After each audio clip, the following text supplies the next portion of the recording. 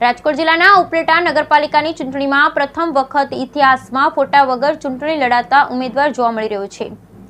Ward number 9ના Razak Osman હિંગોરાના પુત્રવધુ Reshma Hingora ચૂંટણી લડી રહ્યા છે। રાજકોટ જિલ્લાના ઉપલેટામાં ઇતિહાસમાં પહેલીવાર જોવા મળેલ કે વગર ફોટાએ ચૂંટણી લડતા વોર્ડ નંબર 9ના કોંગ્રેસના ઉમેદવાર રજાક ઓસ્માન હિંગોરાના પુત્રવધુ રેશમા હિંગોરા લડી રહ્યા છે ચૂંટણી। વોર્ડ નંબર 9માં કોંગ્રેસ પાર્ટીમાંથી નગરપાલિકામાં સતત 3 વખત જીતેલા ને લોકોના કામ કરતા ફોટાના નહીં કામના મત આપજો અમને। વોર્ડ નંબર 9ના ઉમેદવાર રેશમા હિંગોરા મુસ્લિમ સમાજના સેવાભાવી રજાકભાઈ હિંગોરાને છે પુત્રવધુ રેશમાબેન।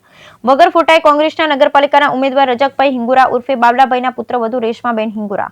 લોકોના કામ કરતા સ્વખર્ચે આજ સુધીમાં કોઈ પાસે અપેક્ષા રાખ્યા વગર કામ કરતા રજાકભાઈ ઉર્ફે બાબલાભાઈ। રજાકભાઈ હિંગોરાને પૂછતા કહેતા કે મારા ફોટાની જરૂર નથી, લોકો મને ઓળખે છે, મારા પરિવારને અને મારા કામ ભૂલે છે। વોર્ડ નંબર 9ના રજાકભાઈ દરેક કાર્યમાં આગળ અને લોકોમાં કામ કરતા રહ્યા છે અને કામ કરતા રહેશે। બ્યુરો રિપોર્ટ વિપુલ ધામેચા ઉપલેટા।